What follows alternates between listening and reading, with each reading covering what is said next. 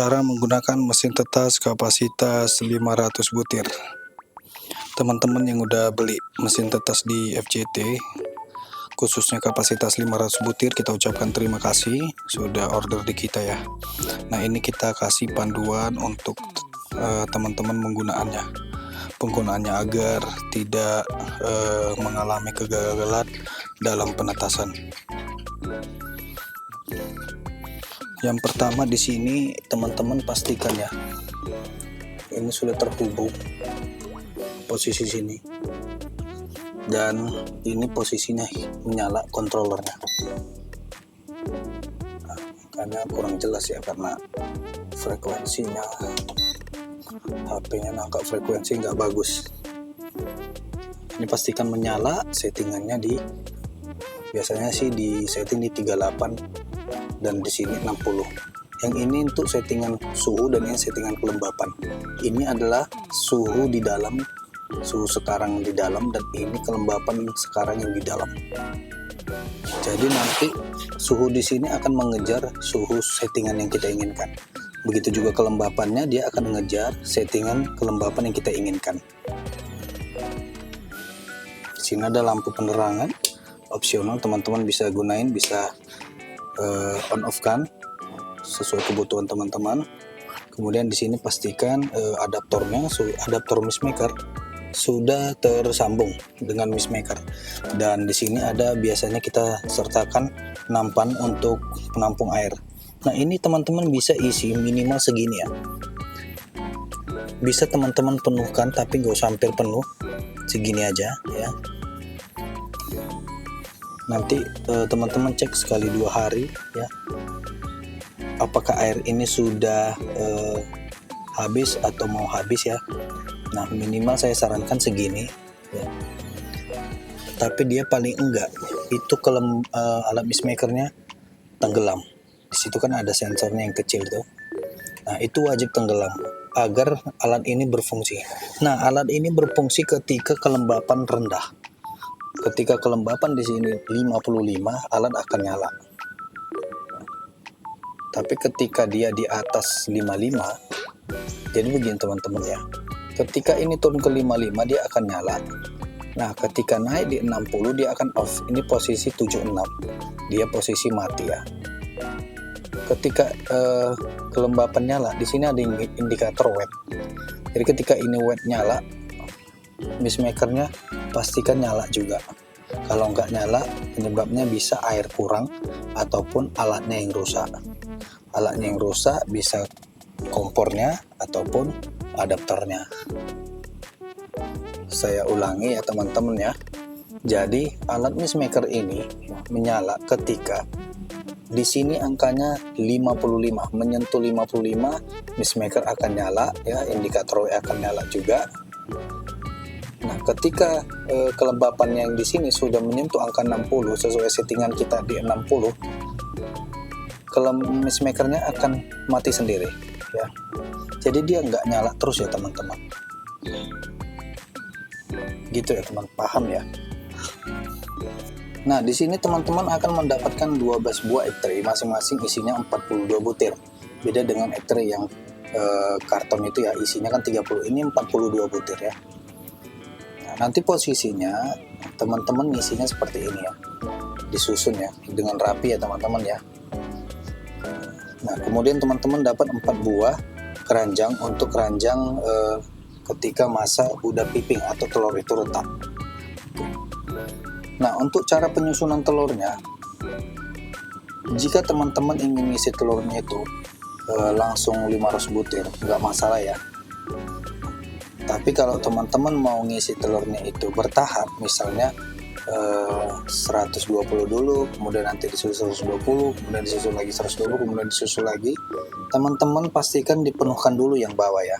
Jadi yang pertama masuk itu bagian bawah. Kemudian kalau mau nanti masukkan telur selanjutnya, misalnya minggu depan, itu isinya di atas. Kemudian disusul, kemudian isinya di atas lagi ya. Oke, saya ulangi, kalau teman-teman mau ngisi telur bertahap, pastikan dipenuhkan dulu di bawah ya teman-teman ya. Misalnya teman-teman mau ngisi 42 butir dulu, atau katakanlah 80 butir dulu, berarti kan dipakai yang 2 liter ini ya, dipenuhkan dulu ini. Nanti besok mau masuk lagi 80 butir, susun di sini. Nah, ketika lusa mau masukkan telur lagi, di sini kan sudah penuh, diisi ke atasnya. Ya, begitu juga kalau misalnya mau masukkan lagi 3 hari kemudian, isilah di atasnya. Jadi disusul dulu, dipenuhkan dulu di bagian bawah, disusul lagi ke sini, disusul lagi ke atas, begitu ya teman-teman.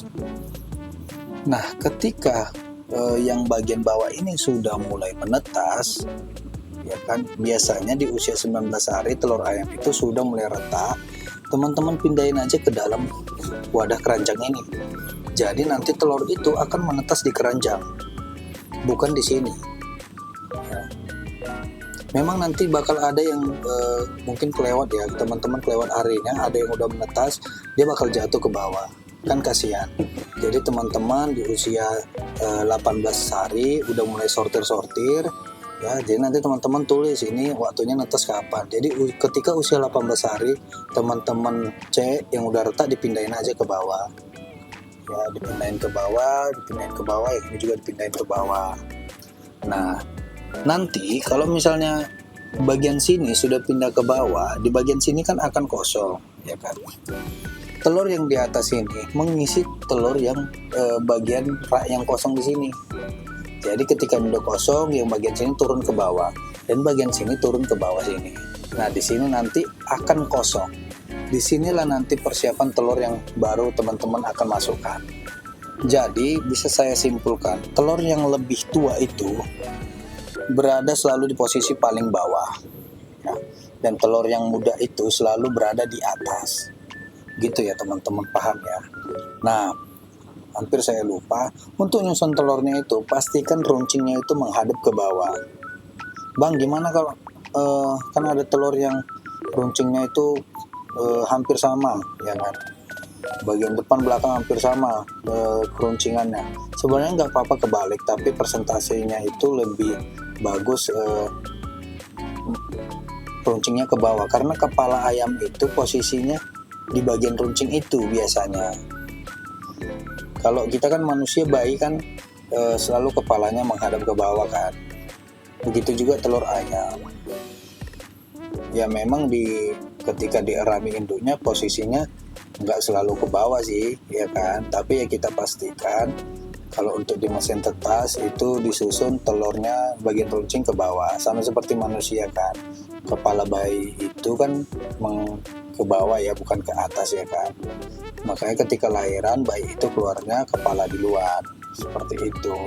Nah, di telur itu bagian kepala itu selalu di bagian runcing. Gitu ya teman-teman ya. Oke, cara penyusunan telur udah, kemudian cara pengisian air udah, kemudian persiapan apa yang teman perlukan ketika dalam masa inkubasi. Nah, yang pertama teman-teman pastikan itu tadi per 2 hari dicek apakah sudah kosong, ya kan.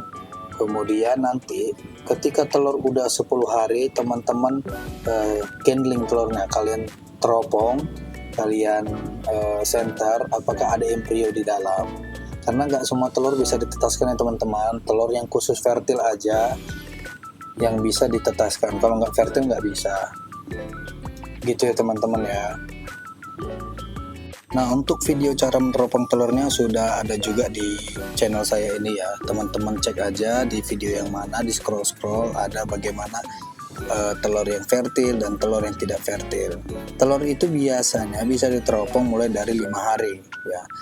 Di 5 hari, 4 hari juga udah ada. Cuman beberapa ada yang agak lewat. Jadi maksud saya supaya teman-teman nggak bolak-balik untuk neropong, hari ini teropong, besok teropong, kan capek. Jadi 10 hari aja supaya teman-teman kerjanya nggak bolak-balik ya. Biasanya di 10 hari itu semua udah kelihatan mana yang fertil, mana yang tidak fertil. Nah, saran saya untuk di bawah juga teman-teman kasih alas ya, alas yang bahannya itu kain bisa, kemudian kertas juga bisa, kalau bisa kertasnya agak tebal seperti kertas kalender ya, itu kan agak tebal dan berminyak ya, jadi dia kuat, jadi kalau misalnya basah enggak langsung ketika ditarik nggak pecah di dalam gitu. Bahan plastik juga bisa, bagus juga. Fungsinya sebenarnya untuk memudahkan teman-teman merawat mesin ini ya, karena nanti ini bakal kotor banget ya. Kayak gini mungkin masih bersih, tapi nanti udah mulai berjalan itu pasti kotor, entah itu putih telurnya, entah itu kuningnya. Nanti juga anak ayam juga di dalam udah mulai maaf cakap BAB ya, jadi BAB nya itu kena ke bahan mesin itu kan sayang, jadi kotor. Nah, ketika teman-teman udah pindahin telur ke bawah dan udah netas ya, bagaimana kalau udah netas bang, kan gitu, kapan saatnya dipindahin? Nah, saatnya dipindahin DOC itu ketika bulunya sudah kering dan dia udah bisa berdiri ya, teman-teman pindahin ke kandang. Pastikan kandangnya itu udah dikasih juga lampu penghangat, bukan lampu penerang ya teman-teman, tapi lampu penghangat yang lampu pijar, lampu kuning untuk mesin tetas biasanya kan kayak gitu. Kalau lampu LED itu nggak ada panasnya ya teman-teman. Siang hari boleh, nanti di kandang dimatiin aja gitu ya teman-teman. Kalau misalnya nanti dalam penetasan teman-teman ada yang bingung, boleh ditanyakan langsung ke WA kita ya, ke 0812 7617 1467. Oke teman-teman ya, semoga video ini bermanfaat. Terima kasih.